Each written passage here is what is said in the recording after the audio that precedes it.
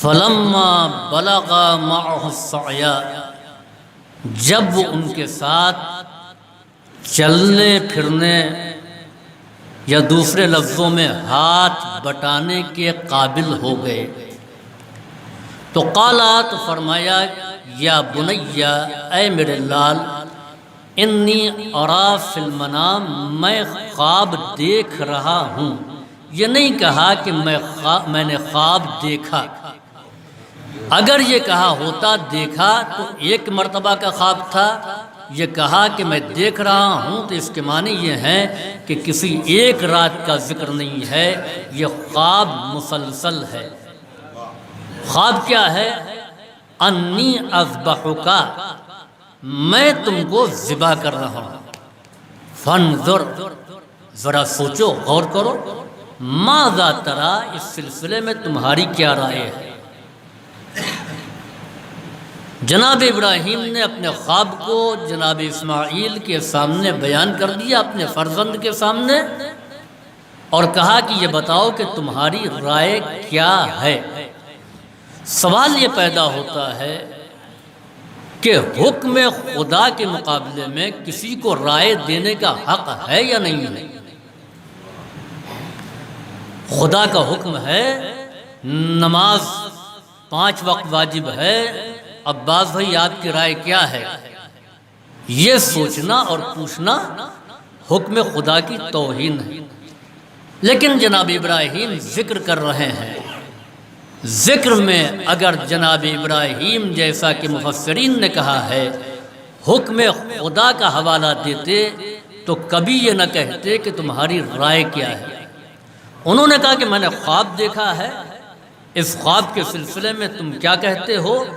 تو جناب اسماعیل نے کہا، یہ نہیں کہا کہ جو آپ نے خواب دیکھا ہے آپ وہ کر دیجئے، کہا کہ جو حکم ملا ہے وہ آپ کریں، یعنی آپ کا خواب حکم الہی ہے۔ ستجدنی انشاءاللہ من الصابرین، ان قریب انشاءاللہ آپ مجھے صبر کرنے والوں میں سے پائیں گے۔ فلما اسلما، جب وہ دونوں منزل تسلیم میں آ گئے، منزل اسلام میں آ گئے، آپ ذرا سوچیں کہ جناب ابراہیم 113 برس کے ہیں اور اسماعیل 13 برس کے ہیں، تو جس منزل پر 113 برس کے باپ کا اسلام ہے، اسی منزل پر 13 برس کے بیٹے کا اسلام ہے۔ اب یہ نہیں کہا جا سکتا ہے کہ یہ بچپنے کا ایمان ہے، یہ بڑھاپے کا ایمان ہے۔ ایمان میں عمر کا سوال نہیں پیدا ہوتا ہے، ایمان ایمان ہوتا ہے، اس کا تعلق سن و سال سے نہیں ہے۔ اسلام اسلام ہوتا ہے، اس کا تعلق سن و سال سے نہیں ہوتا۔ فلما اصلح تلہ للجبین، اور باپ نے بیٹے کو پیشانی کے بل لٹا دیا۔ نادینا، ہم نے ان کو آواز دی، ان یا ابراہیم، اے ابراہیم، قد صدقت الرؤیا، تم نے اپنے خواب کو سچ کر دکھایا۔ انا کذالک نجزی المحسنین، اور ہم اسی طریقے سے محسنین کو جزا دیتے ہیں۔ ان ھذا لھو البلاء المبین، اور یہ ایک بڑی آزمائش تھی، بلاء مبین تھی۔ فدیناہ بذبح عظیم، اور ہم نے فدیہ قرار دے دیا ذبح عظیم کو اس کا، یعنی اس قربانی کو اس لیے ہم نے منسوخ کر دیا کیونکہ اس کے بدلے میں ذبح عظیم کو واقع ہونا ہے۔ اب یہاں پر مفسرین نے جب اس آیت کی تفسیر کو لکھا تو انہوں نے یہودیوں کے اختلاف کو بھی درج کیا، کیونکہ یہودی جناب اسحاق سے قریب ہیں اور جناب اسحاق کے بیٹے جناب یعقوب کی اولاد ہیں۔ جناب یعقوب کا ایک نام اسرائیل تھا اور انہی کی اولاد بنی اسرائیل کہلائی۔ انہوں نے کہا کہ یہ قربانی اسماعیل کی نہیں اسحاق کی ہوئی ہے۔ مسلمانوں کے ہاں مشہور ہے کہ جناب اسماعیل کی قربانی ہے اور ان کے ہاں مشہور ہے کہ جناب اسحاق کی قربانی۔ اگر قربانی قابل اعتراض ہوتی تو یہودی یہ کہہ کر کے انکار کر دیتا کہ اس کا ہم سے کوئی تعلق نہیں ہے، مگر یہ کہنا کہ یہ قربانی ہمارے اسحاق سے متعلق ہے تو اس کے معنی یہ ہیں کہ قربانی وہ امر عظیم ہے کہ قومیں اس کو اپنانا چاہیں۔ تو یہودی کہتے ہیں کہ جناب اسماعیل قربان ہوئے، اور مسلمان کہتے ہیں کہ جناب اسماعیل چھری کے نیچے آئے، قربان کوئی نہیں ہوئے، چھری کے نیچے آئے۔ اب یہاں پر آپ تفسیر فصل الخطاب پڑھیں، سید العلماء فرماتے ہیں کہ عہد نامہ قدیم میں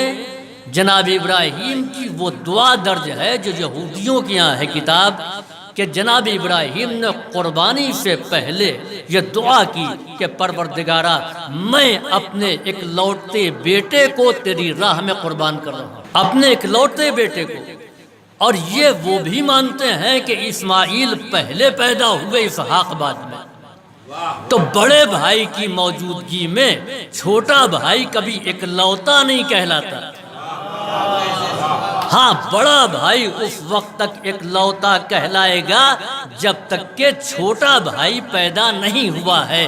تو اب یہاں دو لفظ ہیں، ایک ہے ان ھذا لھو البلاء المبین، یہ بلا تھی لیکن اس بلا کو، اس آزمائش کو ٹال دیا اسماعیل سے، یعنی اسماعیل کو بلا سے بچایا۔ سورہ صافات میں جہاں جناب اسماعیل کی قربانی کا تذکرہ ہے، اس کے آگے جناب اسحاق کی ولادت کی بشارت ہے، اور پھر جناب اسحاق کا ذکر ہے، ان کی ذریت میں موسیٰ اور ہارون کا تذکرہ ہے، اور وہاں پر قرآن کہہ رہا وَنَجَّيْنَاهُمَا وَقَوْمَهُمَا مِنْ كَرْبٍ عَظِيمٍ، ہم نے ان کو، ان دونوں کو اور ان کی قوم کو کرب عظیم سے بچایا۔